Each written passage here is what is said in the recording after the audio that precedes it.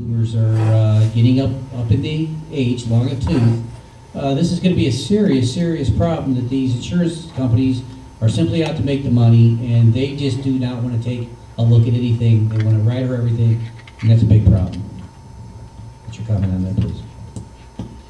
Well, I think the issue with the insurance industry is there are multiple problems that we see, some created by the industry, some created by the regulatory agencies that oversee the industries.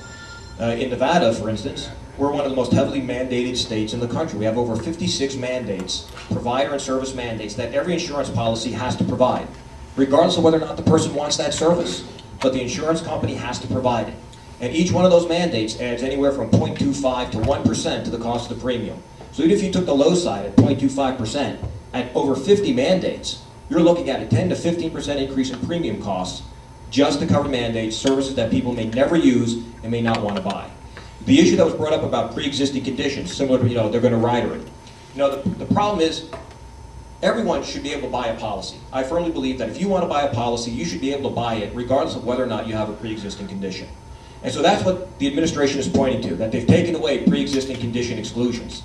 But the fact is, what they've also done is they've set rate controls on insurance policies. And there's a rate band now of 3 to 1 based on age.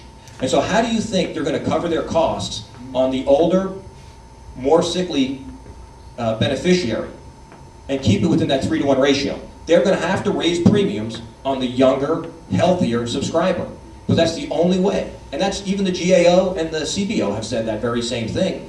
So the idea of being able to buy a policy because you want it, that's great. But you know what? I firmly believe that somebody who buys it at the age of 20 and then gets sick at the age of 50 shouldn't be paying in the same rate as somebody who buys in at the age of 50 the day after they get sick. You should have the right to buy the policy, but the policy should be based, the cost should be based upon when you purchase it and what pre-existing conditions you have. The same thing with getting rid of annual and lifetime caps. The insurance industry, it's a risk-based industry. How can you actuarially keep your business sound when you have no endpoint? I mean, the policies are reverse engineered. I know that my maximum outlay for this person is going to be $2 million in their lifetime. I can back it down and figure out what their premium is. If I don't have that backstop, how can I figure out what the premium is going to be for me to stay in business? The administration has said, and the incumbent has voted for the bill, that says you can keep your policy if you like it. And you know what? They're right. As long as your insurance company continues to offer the policy. The problem is, these mandates, these provisions that are in this healthcare bill will apply to your grandfathered policy. And eventually, it's not going to be tenable for the insurance company to offer you that policy anymore. And therefore, you will not be able to keep it. You will have to look for a new policy offered through the government-run health exchange system. Barry Michaels. On some issues, I agree with Joe here. One of the problems, the main problem is we're dealing with private industry here, and they're in it for profit. They use actuaries to determine rates. One of the ways to lower rates, in my opinion, is to increase competition. Bring other insurance companies here. We have this, I'm not sure exactly how many insurance companies there are that write businesses in the state of Nevada, but we ought to open up the state and allow all insurance companies to write it. I'll give you a little example. Yesterday I was talking to some friends of mine over coffee, and one of them had just looked at his homeowner's insurance, and it's related in a way. His policy was $1,800, so he started getting rates, and one of them came back at $1,200. So he went back to his original insurance company, and they said he wanted to cancel the policy. And they asked him why, and he said, well, because I got a much better rate. I got $1,200, and yours is $1,800. Well, they said, well, let me take a look at it. Oh, I know, you got the platinum policy. Let me take a look.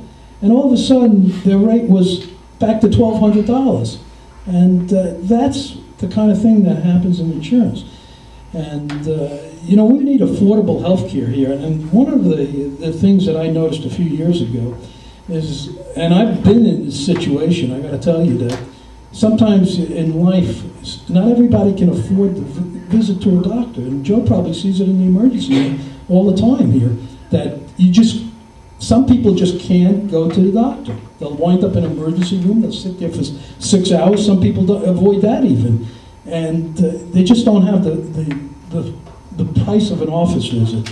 So I myself took it upon myself, which I thought was a great idea at the time, to create a nonprofit organization where people could see a doctor for no insurance and just go into an office, be able to see a doctor, a nurse practitioner, or a physician assistant for $22. And I thought, God, everybody would support this thing. And you know, I got to tell you, I'm having a terrible time getting support, and I find it crazy that we've got over 500 candidates in the state of Nevada, and every one of them is out there raising contributions for his campaign.